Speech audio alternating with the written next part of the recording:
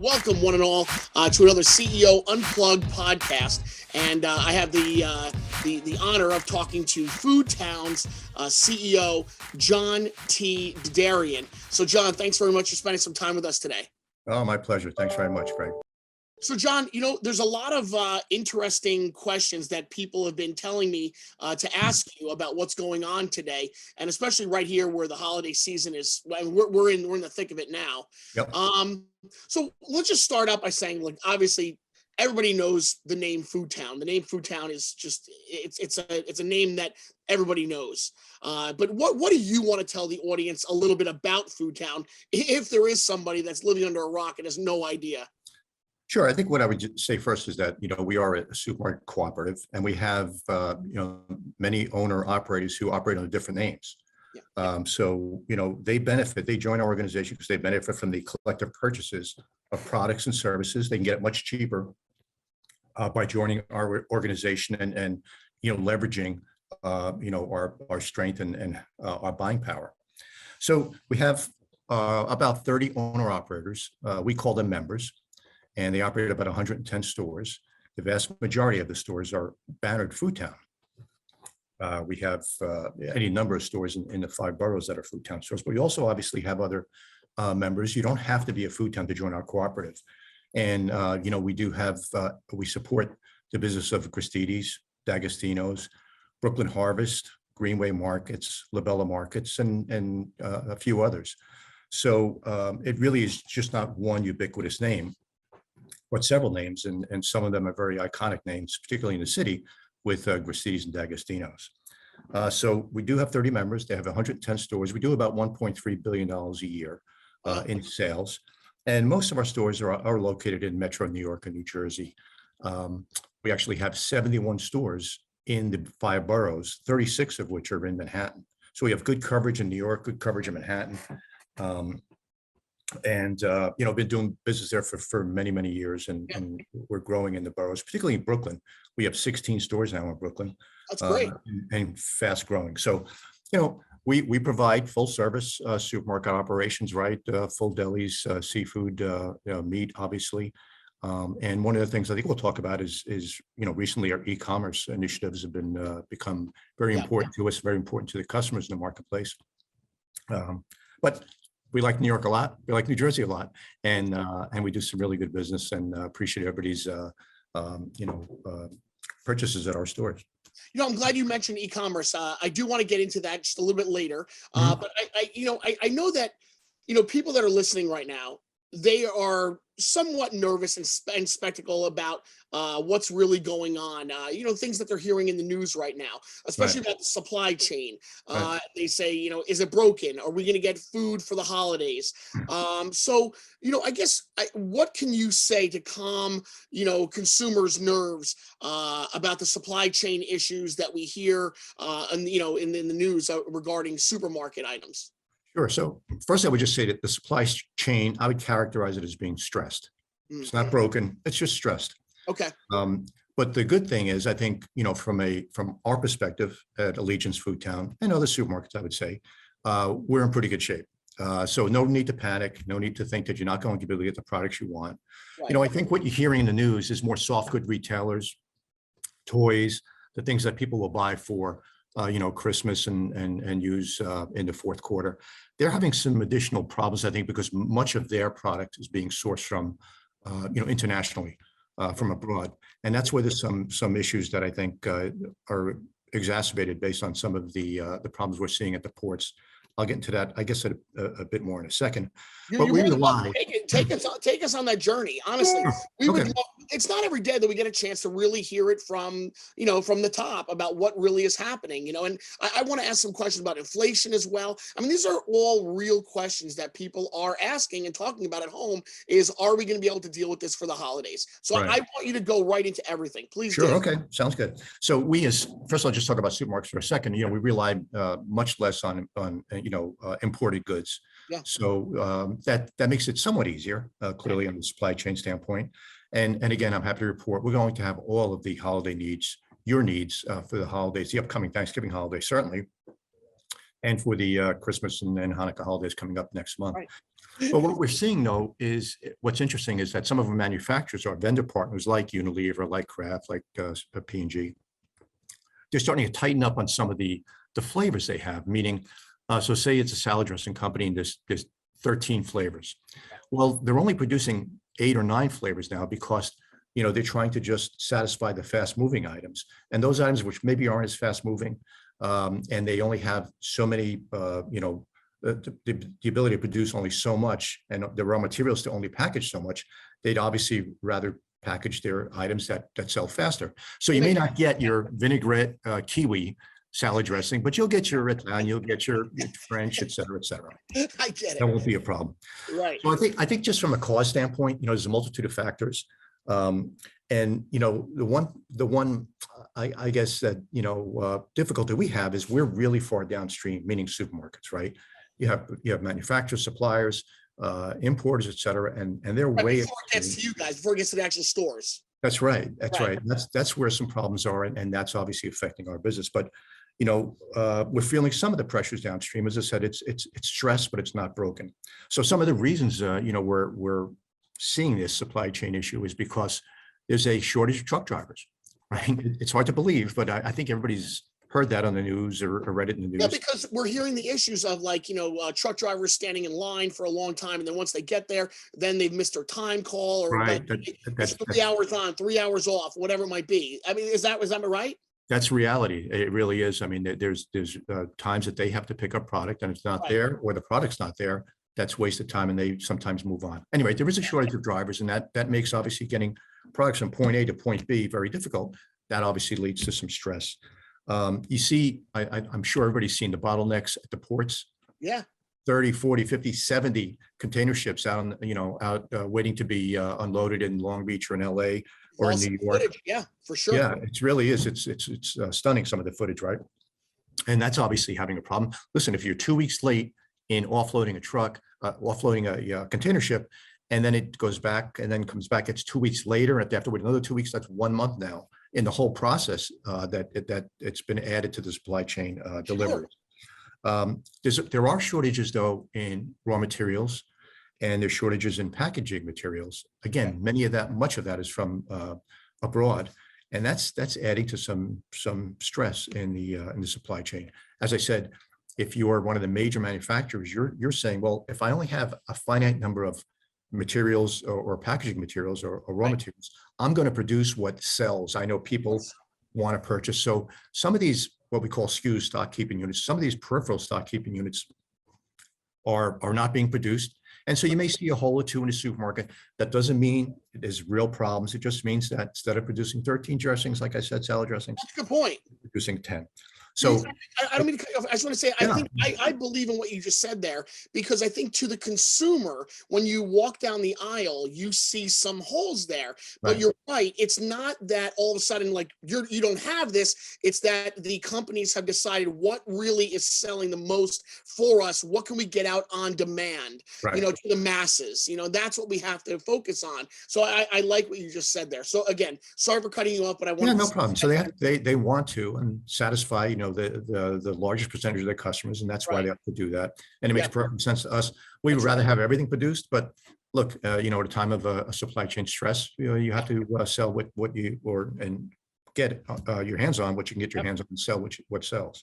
No, you're so right. I think just kind of in review here with regard to the supply chain, what the pandemic has shown us really, and a lot of this is based on the pandemic, the kind of uneven supply and demand that was caused by that, is that the supply chain is really fragile. Right. We thought it was, we could produce anything at any time and get it to market, and there would never be a problem.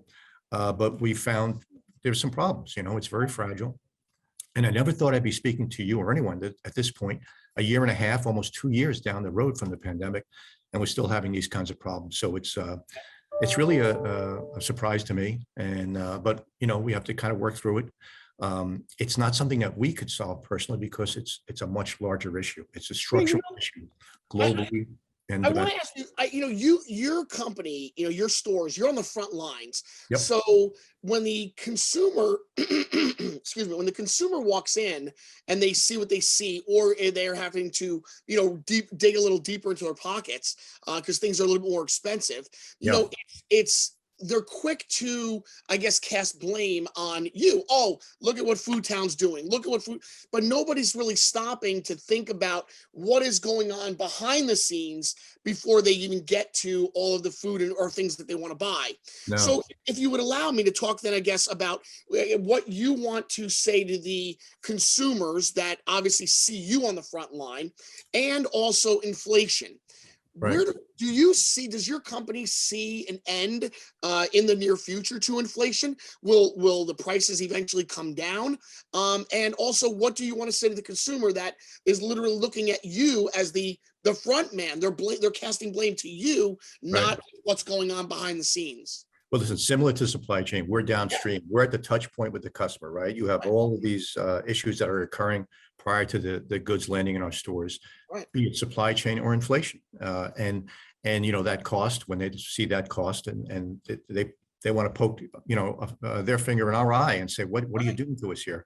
But obviously, it's really started well upstream, and we're just passing the cost down to the consumer because we have to. We just don't have the ability to absorb all these costs because there's quite a few costs. So anyway, on the inflation side, on a macro basis, if you remember your economics in college, right? There's just too much money being printed by the Fed now, and that really devalues, it dilutes the dollar. And so it just makes it worth less. And so that's one kind of structural or global issue. But I think, inflation's real. I would peg it at 5 to 6% in our business, in our industry. It's uneven. Some proteins have really inflated. Think about beef. You see some beef prices really gone up dramatically. They were expensive as it was, and now with this on top of it, it's escalating it. Yeah. Very expensive. Some Yeah. items haven't been increasing 5 or 6%, but on balance, I think we've seen that and that 5 to 6% hold pretty much through maybe the first third of the year. Now, there's increases in energy, in food, in services, in raw materials. Right. And that all obviously translates into a cost and then a retail price. Sure. Much of it's driven by input costs, and that's what it takes to produce an item and then get it to market. So as you think about something, if a raw material costs more and energy costs more, and you have a freezer or you have a refrigerated warehouse, well, that's all going to cost a lot more than it does now, and that gets passed down the chain. And lucky us, we get to show that to the customer who says, "What are you doing to me?" Right? I And think not one only of the that, things, but hourly wages from those that are giving you services, they have gone up as well. So everything is taking a hit. Everything. great segue. Labor was my next point. I mean, Seriously. when you're looking for labor, there's a lot of jobs out there. Right. You have to pay more, Yep. and it's a very competitive marketplace now. And as you pay more, that obviously elevates the cost of doing business. Correct. So that's something obviously we have to deal with, and we certainly need folks in our stores to help to service our customers. So And we don't. especially during the holiday season with, double the amount of customers that are coming through your doors, everybody's shopping because everybody's having family come over, or if you're going to somebody's house, you're going to a store buying something and bringing somewhere. So of course, yeah, now you need extra workers in your stores. Right. No question about it. And I think, what I think there's been interesting about this is that there's been a generation, or maybe a half a generation, let's call it, of folks who've never experienced inflation. Right. I mean, we've had nominal or modest increases in inflation in the last 15 years. It's really been nominal. So, back in the 70s and 80s and 90s, when, I have gray hair here, when I was a kid, Yeah. we experienced that. We understood when gas prices went through the roof, and food prices, there was inflation in double digits in the late 70s. And that's something that, many of us experience. We don't like it, but we experienced it. But now you have a whole generation, or maybe let's call it half a generation, of folks who have never experienced inflation. So they don't know, when they come into a store, they just don't understand that this item was $1 last week and now it's $1.25 this week. What are you doing to me, right? But the one good thing we have as retailers is when it gets on mass media and they talk about the whole inflationary cycle, and the fact that it starts from really the materials and the producers, and then it flows down to the retails. That helps us a little because it educates people, particularly people who haven't experienced inflation. So we're getting some cover from the news media, from all of the stories that relate to inflation. Uh-huh. And I think, that's a good thing, at least for us, that people aren't just blaming us for, for increasing the prices unilaterally Yeah. ourselves, that we're doing it just based on, the cost increasing all the way upstream. So listen, from inflation, I think the thing I would say, and I don't think that maybe customers want to hear this, is that it's going to easily continue with next year. We're seeing from our manufacturer partners ongoing price increases, cost increases that we're going to have to translate into retail increases. Right. Once you have inflation, there's a momentum that continues, and it's very difficult to arrest or to control. It takes time. In a short period. It takes time. It's got to work its way through the system. right. It's got to work its That's way right. through the economy. That's And right. so I think easily into next year, we're going to have inflation. And a lot of it has nothing to do with us or the little small 10 acres that we manage. A lot of it's the government. If the government continues to print money, and increase M1. Again, I'm going back to college here. You're going to see continued inflation. So, I guess one thing that I would say is that there was a lot of talk, I guess, a couple months ago about this inflation being transitory, meaning it was really a function of supply and demand as a response to COVID and the pandemic. But Right. it's really not. It's really, Right. it's real. It's going to stay with us. There may be some elements of it that's transitory, but unfortunately, I think we're going to get used to inflation for the next 8 months or 10 months. Now, when it comes to e-commerce, now what is Foodtown? What is your company doing to, I guess, help the delivery system? What can you do? Where do you stand when it comes to the delivery service, getting the foods and the goods to your stores? How do you help out? Well, I mean, we actually do it. we this was a business that was gradually increasing prior to the pandemic, right? It's not nearly as significant as is for soft goods or for books or for CDs or for clothes. People have been ordering for the last few years and many years actually, and a significant portion of goods is pushed out online through online sales. Wasn't as much or dramatic for supermarkets. Once the pandemic hit, then it was dramatic increase. Folks didn't want to come to the stores. They didn't want to socialize. They Right. wanted to stay home. And when there was lockdowns, they had every reason to stay home, right? Right. So, we had to adapt quickly to this increased business. We had this kind of slow growth business, and all of a sudden it just shot up like a rock. And we had to, allocate funds and resources to that business in addition to trying to manage a business store, because it got very busy in stores during the pandemic and the lockdowns, right? Mhm. And we had new protocols for cleaning and sanitizing, and we had to deal with labor issues then. Some people didn't want to come to work. So it You was guys have gone through a lot. I mean, in you the really midst of have. in the midst of this pandemic and all the problems and challenges, which were a lot, and a lot on Yeah. everybody, right? Stress on everybody. I'm not just saying you should feel sorry for us. It was everybody. We had to, really enhance our e-commerce offering, our online sales offering. So we have a couple of ways we've done that, and I'm really proud of our membership, how they reacted to it. They did a terrific job in reacting to it.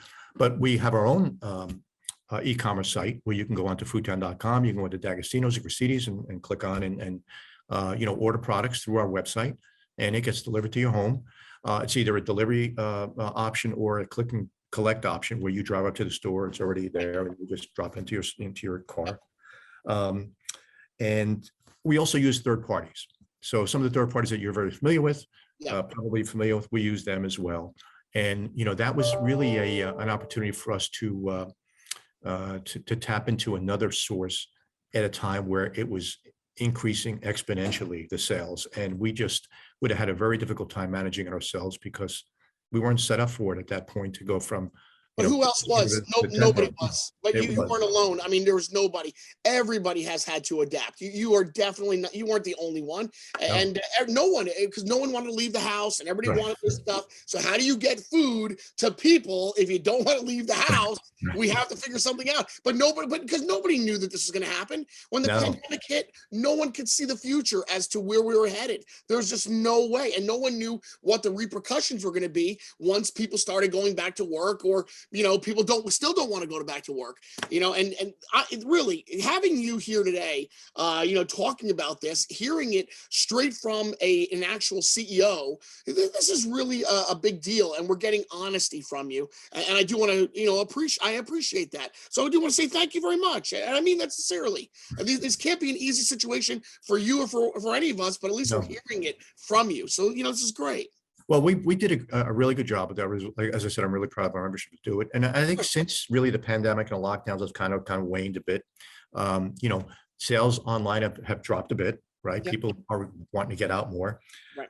And I think, from an online perspective in supermarkets, there's probably a ceiling. I think folks like to be in stores. They like to pick out their merchandise. Surely they'll use it as convenience. There's nothing more convenient than just going online and having an order dropped off at your house or pick it up. Right? Yeah, right.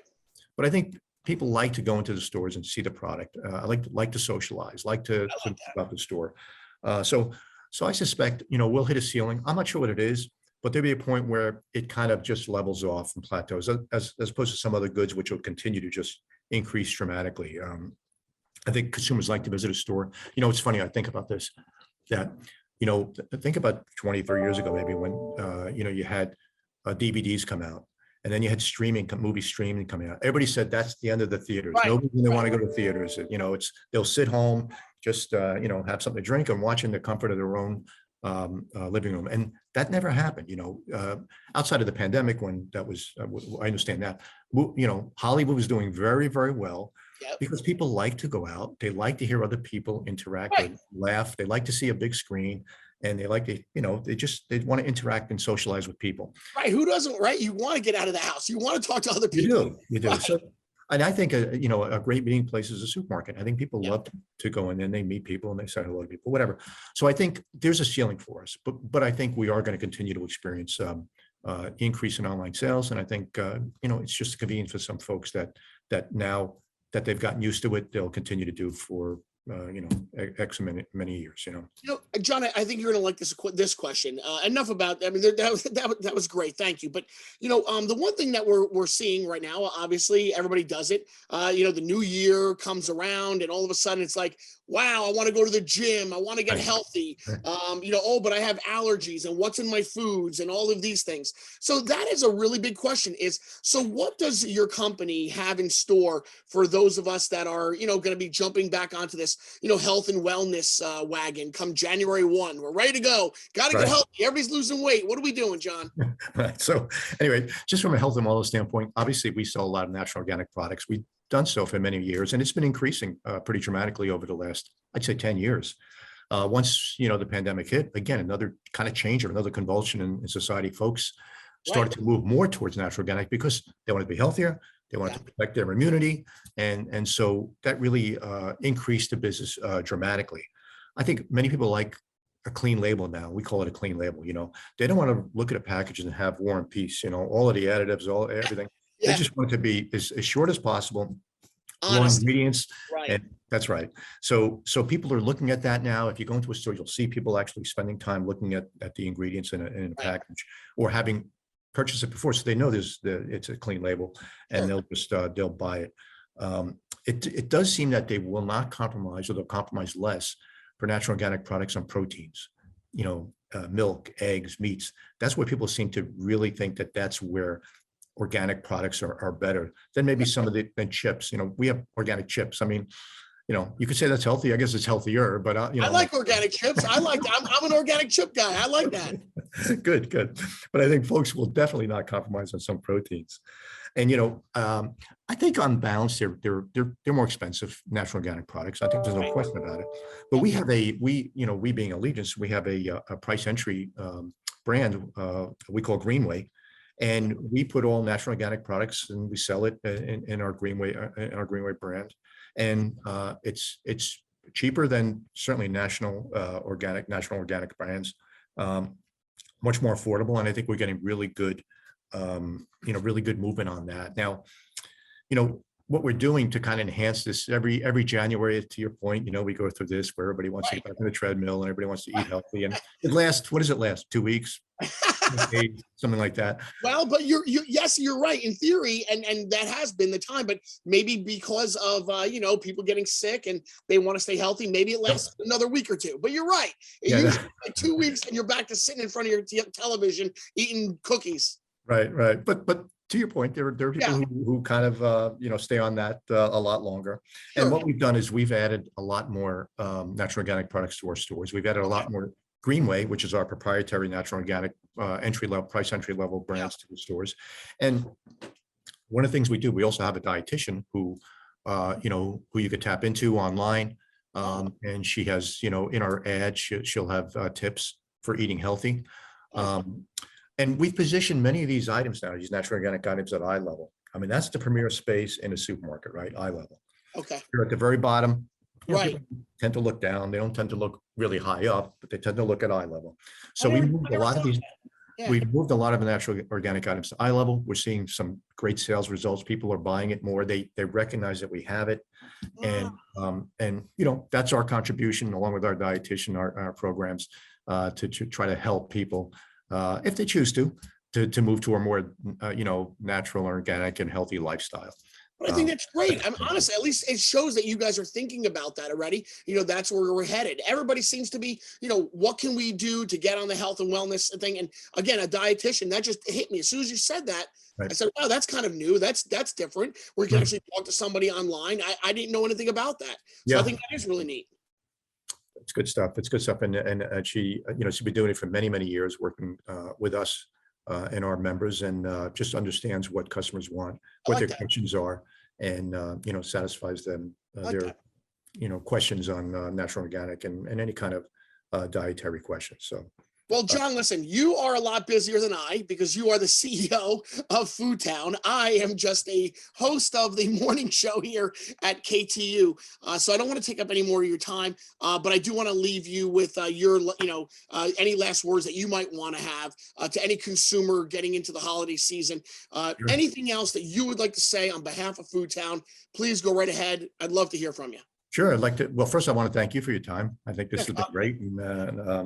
And I wish everyone, on behalf of all our members, all our stores, Foodtown, Graciti's, D'Agostino's, Brooklyn Harvest, Greenway, a happy and healthy and safe Thanksgiving.